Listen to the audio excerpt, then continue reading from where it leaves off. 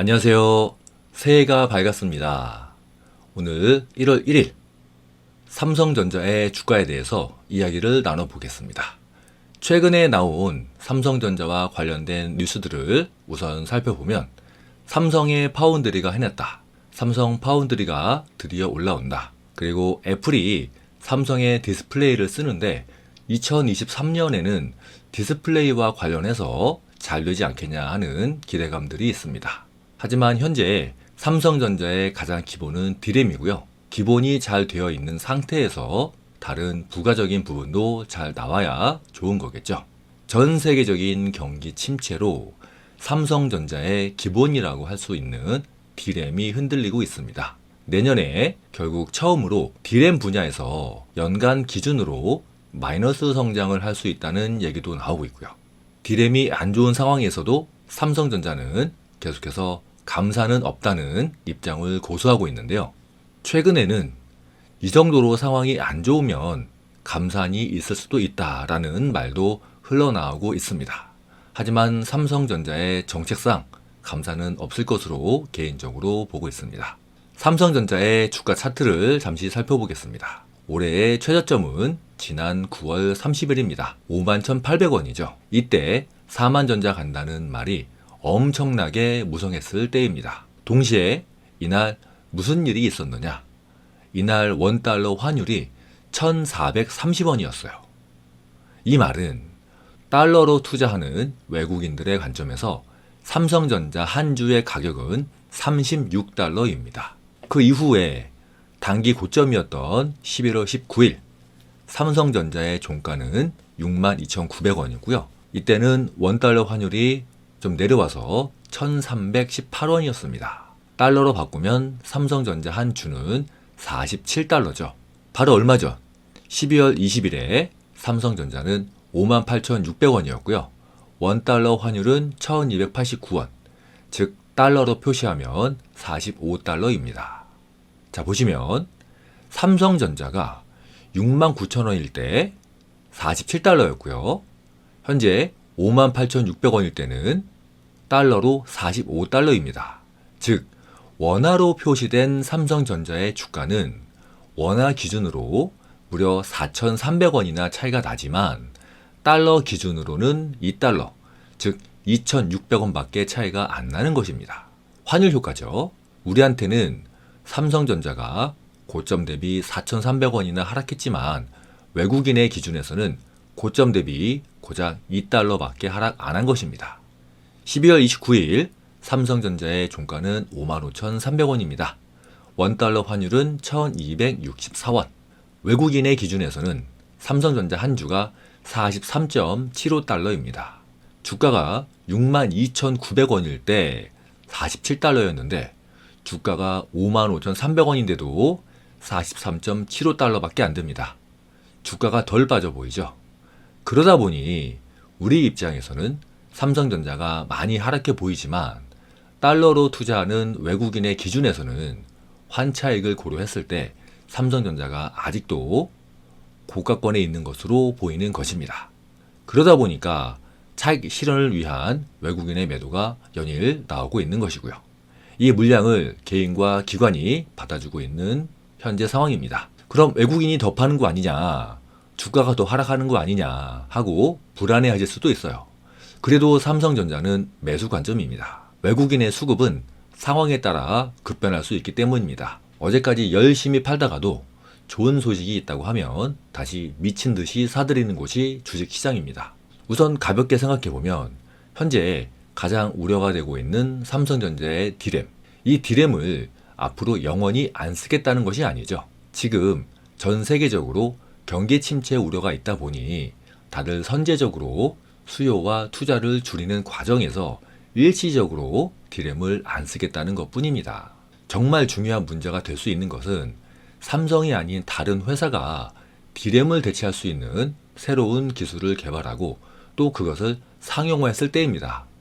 하지만 현재 상황에서 그럴 확률은 매우 적죠.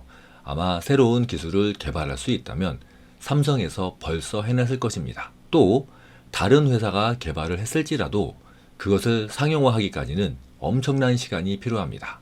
반도체 같은 경우는 미세 공정이 많아서 불량품이 적게 나오게 하기 위한 수율 문제가 생각보다 꽤 어렵습니다. 또 이 모든 과정을 어느 기업이 해냈더라도 삼성전자가 그걸 가만히 보고만 있지는 않을 겁니다. 인수합병을 통해서 그 회사를 지배하려 할 겁니다. 과거 사례들을 보면 삼성전자에 협력하는 기업들 중에서 혁신적인 기술을 개발한 회사들에게는 삼성전자가 수백억씩 투자해서 그 회사의 지분을 확보했어요.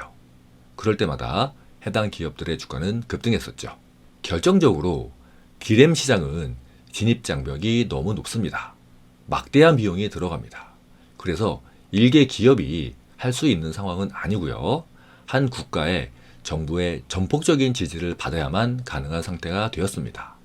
게다가 반도체 산업은 예전에 치킨 게임을 통해서 안 좋은 기업들이 이미 다 퇴출된 상태입니다. 즉, 구조조정이 다 끝난 상태이기 때문에 새로 기업이 들어온다는 것은 더더욱 힘들죠. 그 다음에서 이슈가 되고 있는 것은 삼성전자의 재고 문제입니다. 재고가 너무 많다. 그러나 이건 역시 앞에서 말씀드린 것처럼 선제적으로 투자를 줄이는 과정에서 수요가 일시적으로 줄어들다 보니까 재고가 쌓인 것이지, 다시 경기가 어느 정도만 살아나면 재고는 금방 줄어들 수 있습니다. 사실 지금은 엄청난 양의 교체 수요가 대기를 하고 있습니다.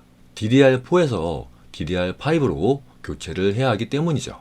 앞서 말한 반도체 재고는 DDR4를 얘기하는 겁니다. 이 DDR4는 경기 회복에 따라서 재고는 줄어들 것이고요. 그러는 와중에 서버 교체의 수요가 생기면 서버 교체를 하는 과정에서 DDR5에 대한 신규 수요도 폭발적으로 늘어날 겁니다.